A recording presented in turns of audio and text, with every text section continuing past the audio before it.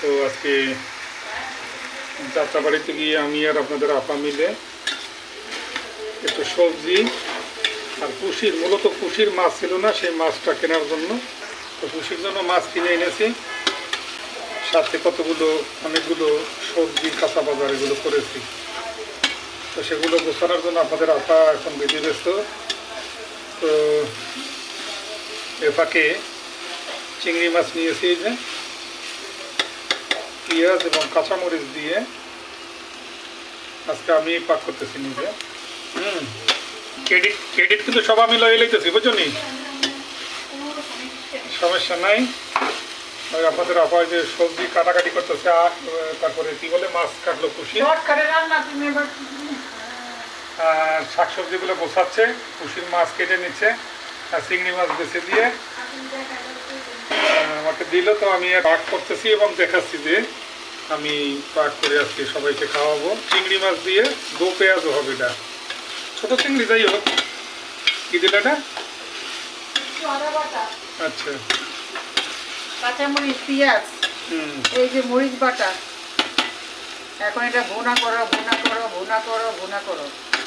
কারণ আমরা ইন্ডাকশন চুলা আবার জ্বালাইতেছি রেগুলারই, কারণ ওই যে দেখেন আজকে 12টা বেজে গেছে, গ্যাস কিন্তু এখনো আসে নাই, এটা রেগুলারই হচ্ছে এগুলো। তো লাইনের গ্যাস এখনো আসে নাই, তো আসবে হয়তো একটু পরে, আসবে নাকি আসবে না জানি না। তো 3টায় যদি গ্যাস আসে তাহলে আমরা খাবো কখন, পাক করবো কখন, তাই না?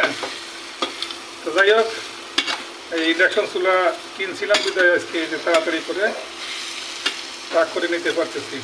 তো চিংড়ি মাছ, এটা দেখেন কালার, সুন্দর কালার চলে এসেছে। আজকে খাওয়া যাইব না মানে এখন সোয়াই আটে দিছে। হ্যাঁ,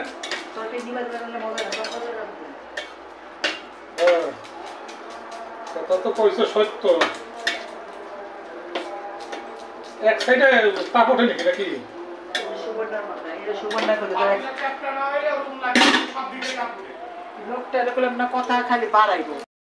তো এই যে চিংড়ি মাছগুলো এনেছিলাম, এগুলো যে পাক করে নিচ্ছে এখন, মানে বাসা করা, বাসাই মাথা লেজ ফেলানো, এটা মাথা ফেলানো। হ্যাঁ, এখানে আপনাদের আপায় যে লাউ কেটে রেখেছে, এটাও চিংড়ি মাছ দিয়ে পাক করবে পরে, কারণ গ্যাস লাউ চিংড়ি অনেক টেস্ট হবে ইনশাল্লাহ। এই যে তার জন্য কেটে নিয়েছে পেঁয়াজ, কাঁচামরিচ, আর সাথে রাখছে ধনে পাতা, তাই না? আজকে অনেক সবজি, লাল শাক, পালং শাক, ধনে পাতা, লাউ, এটা তো কাটছি, ফুলকপি, মিষ্টি কুমড়া, আস্তা, মূলা, এটা করলা, শালগম, এটা বেগুন, ওটা গাজর। গাজর ওই যে ভিতরে আরো আছে, বাইট করা হয়নি এখনো। মাশাআল্লাহ, সেই সুন্দর একটা স্বাদ গ্রাম বেরিয়েছে তো। চিংড়ি মাছ ভাব দিলে গ্রাম বেরোয়। চিংড়ি মাছ, ইলিশ মাছ, গরুর মাংস, ফার্মের মুরগি, এগুলা পাক করা সোজা তো। কি হয়েছে? হ্যাঁ করে কে একটু নাড়াচাড়া দিয়ে দিলাম আমরা। সময় খেলাধুলা করছে, মন রক্ষা করছে, বাজার নিয়ে আসছি দেখছে, এখন সে ছাদে যাওয়ার জন্য তার প্যারা হয়ে উঠে গেছে, ডাকাডাকি শুরু করছে। আরে কপাল, ইয়া দেখছো কি সেই। তো আমরা যখন বাজার করতে আমি নিচে, আমি আর আপনাদের আপা মিলে, তখন কিন্তু আমরা আকাশ থেকে দেখতেছিলাম, নাকে মুখে মাথায় পড়তেছিল কি, হ্যাঁ, স্নোর মতো কুয়াশা, বৃষ্টির মতো ধরতেছিল। আমি প্রথম ভাবলাম যে কি মেঘ নামে নাকি। তো পরে দোকানের ওখানে দাঁড়াইলাম, পান খাইলাম, তো সবাই বলতেছিল না এটা বরফ, আকাশে যে বরফ জমেছে, শিশির এগুলো পড়তেছে। তখনও তো প্রায় 10টা, 10:30 মাশাআল্লাহ। এই 1 জানুয়ারি শুরু হয়েছে, শীতও শুরু হয়েছে মাশাআল্লাহ। কালকে যে শীত ছিল, আজকেও তো কুয়াশাচ্ছন্ন, সূর্য দেখা গতকালকে মিলে নেই। আজকে প্রায় 12:30 বেজে গেছে, এখনো কোনো সূর্যের দেখা নেই। তো বন্ধুরা, বাণিজ্য মেলা শুরু হয়ে গেছে পূর্বাচলে। কিছু কেনাকাটা করে আর টাকা বেশি দেওয়া দরকার আছে সবাই ভালোই জিনিস বাণিজ্য মেলার প্রতি বছরই আমরা যাই ইনশাল্লাহ। এবার যাওয়ার নিয়ত করছেন আল্লাহ এবারও যাবো আশা করি, আল্লাহ যদি রহম করে হুকুম করে ভালোই রাখে শরীর স্বাস্থ্য, যাবো ইনশাল্লাহ। তো আমরা গেলে যে আমারই কিছু কেনাকাটা করি তা না, সবাই যায় দেখি ঘুরি, কেনাকাটা করা তো সম্ভব না তো সম্ভব না।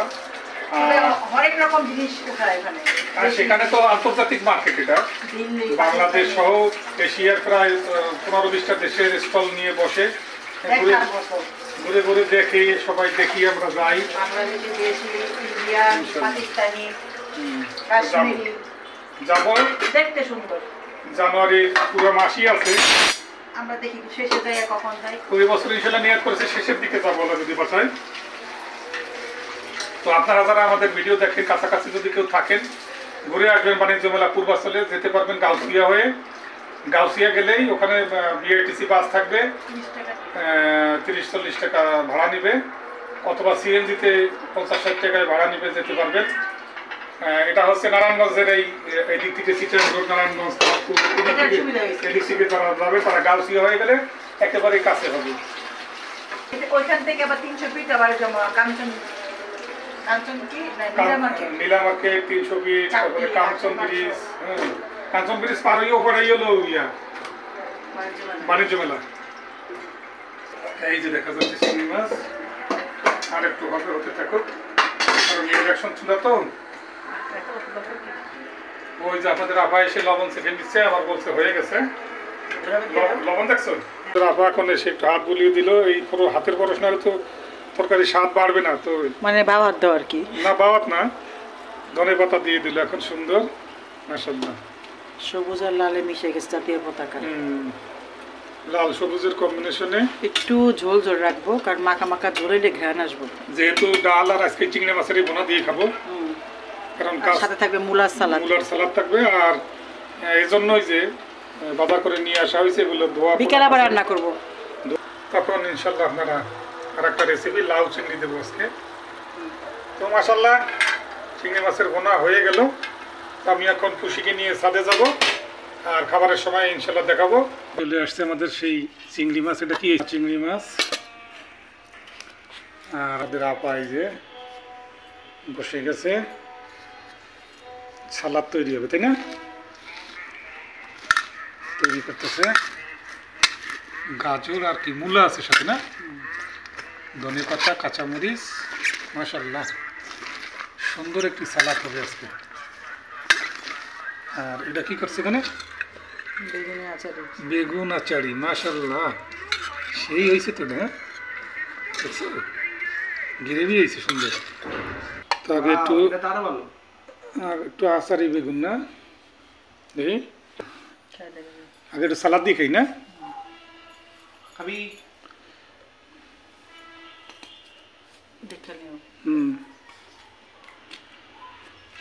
গাজর, মূলা, পেঁয়াজ এবং ধনেপাতা কাঁচা দিয়ে সরষের তেল দিয়ে মাখাইয়ে গরম ভাত খাবেন, দেখবেন টেস্ট মাশাআল্লাহ। খেয়ে বলবেন যে হ্যাঁ ভাই খাইছি। বিসমিল্লাহির রহমানির রহিম। আগে সালাদ দিয়ে খাচ্ছি, মাশাআল্লাহ। আজকে আচারি বেগুনটা কেমনে পাকাইলা? সেই স্বাদ হয়েছে তো মাশাআল্লাহ। আচারি বেগুন তো খুব টেস্ট হয়েছে।